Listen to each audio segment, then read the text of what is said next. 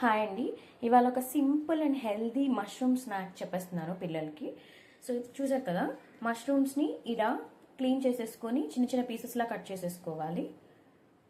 So దీని తర్వాత ఇది సార్ట్ చేసేసుకుందాము. ఇలా లో ఫ్లేమ్లో ఒక కడాయి పెట్టుకొని దాంట్లో కొంచెం బటర్ వేసానండి. ఇప్పుడు క్లీన్ చేసుకున్న మష్రూమ్స్ని ఇందులో వేసేద్దాము. ఇందులో కావాలంటే గార్లిక్ కూడా వేసుకోవచ్చు, అదే బటర్ గార్లిక్ మష్రూమ్స్.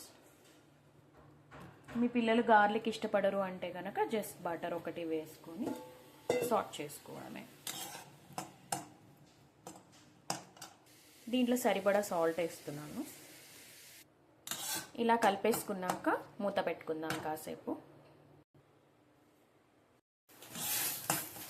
ఇలా మొత్తం వాటర్ అంతా అయిపోయే వరకు సాట్ చేయాలండి.